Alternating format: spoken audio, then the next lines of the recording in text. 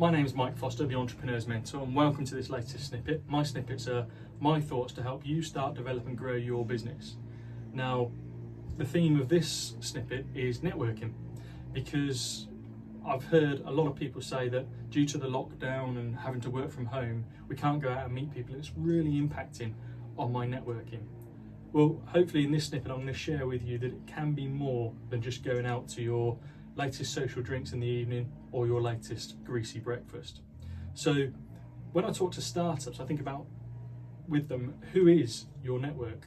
Now, ultimately as a startup, we don't have loads of local business contacts, or we don't know the professional service network. So it may be that we need to go back to basics at this moment in time to think about who is in our network.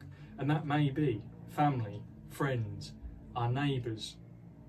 It may be old employees or work colleagues that we used to work with. And then when we establish the business, we have business clients and associates. There'll be other business owners that we get to know, and then we will get to know the professional network like the accountants and the banks.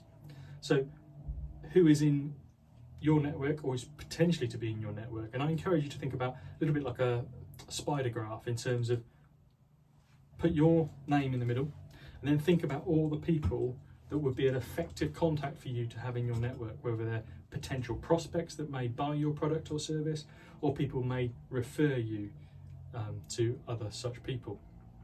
And therefore, once you've got the names of those people or the professions of those people, start making contacts and building your effective network.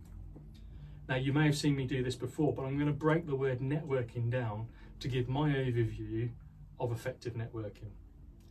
The first word in the word networking is network. How do we create and build our network? I've given you some thoughts around the spider graph, but also thinking about, who is your product or service specifically aimed for? Who is your ideal target client? Who is likely to be also touching that ideal client, either as also a provider of a product or a service to that market, or supporting that type of customer? Then we need to think about the word net. If we get our network established, then we throw a net over the top of that network to protect the network and keep that network engaged with yourself. How do you keep them thinking about you, keeping them front of mind, and in effect capture and retain their interest in you by throwing this virtual net over the top of them? Then there's this key word in the whole word of networking, and it's work.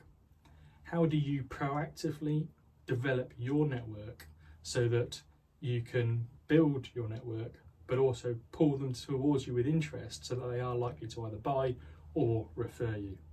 Now, I haven't got time today, but I would normally go into a conversation about my relationship scale. So if you'd like to know a little bit more about that, then please do contact me. But how do you proactively work your network and move that person closer towards you, and either to become a customer or to refer you?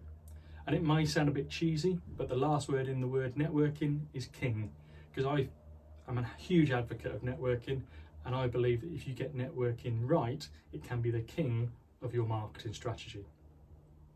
So yes, we can build our networks by face-to-face meetings, by going to events, and as soon as this is all blown over and we're out the other side, then of course I encourage you to be back out meeting people, spreading the word, spreading the awareness about yourself and how you can help others with the solutions that you offer. But let's think about online. What can we do online? Well, yes, the obvious one is social media, but not just posting things on social media, but truly engaging with people on social media.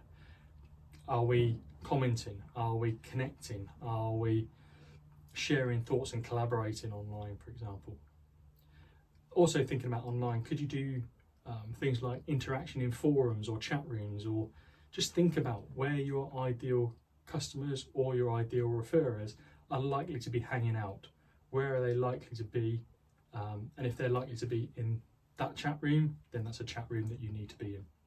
So again, you can think about how your networking can be effective online as much as face-to-face when we can get back to it.